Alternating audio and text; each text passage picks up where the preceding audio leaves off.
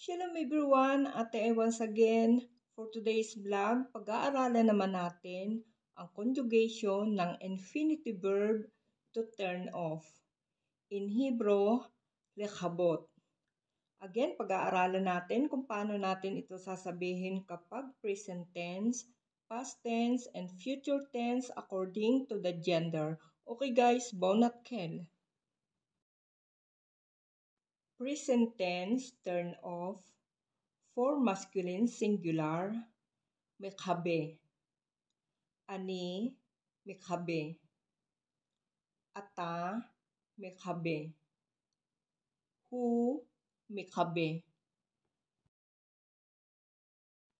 Present tense, turn off. For feminine singular, mikhaba. Ani, mikhaba. At, mikhaba. Hi, mikhaba. Present tense, turn off. For masculine plural or mixed gender, mikhabim. Anachnu, mikhabim. Atem, mikhabim. Hem, mikhabim. Present tense, turn off. For feminine plural, mikhabot. Anachnu, mikhabot. Aten, mikhabot. Hen, mikhabot. Okay guys, for past tense, turned off. Kibiti. Kibita. Kibit. Kiba. Kibta. Kibino. Kibitem. Kibiten. Kibu. Kibu. Okay guys, now pag-aaralan naman natin kung paano natin ito sasabihin kapag future tense according to the gender.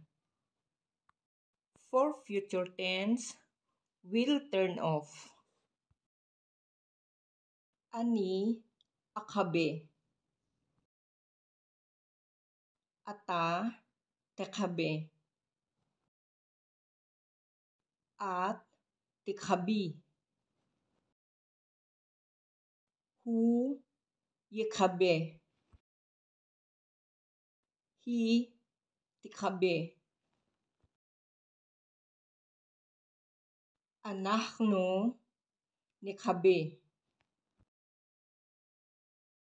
Atem, tikhabu. Aten, tikhabina. Hem, yekhabu. Hen, tikhabina. Okay guys, ito naman ang imperative or ang command. Imperative, turn off. For masculine singular, kabe.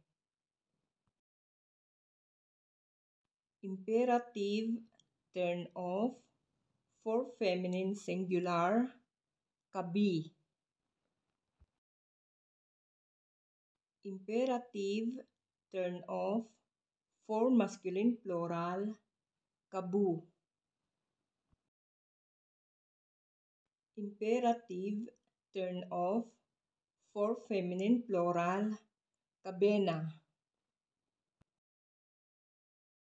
Tov Kabirim, this is the end for today's vlog. Enjoy to learn Hebrew at sana patuloy niyong panoorin ang aking mga vlog to improve your speaking skill in Hebrew. And please don't forget to like, share, comment, and subscribe and hit the notification bell to be updated for more videos.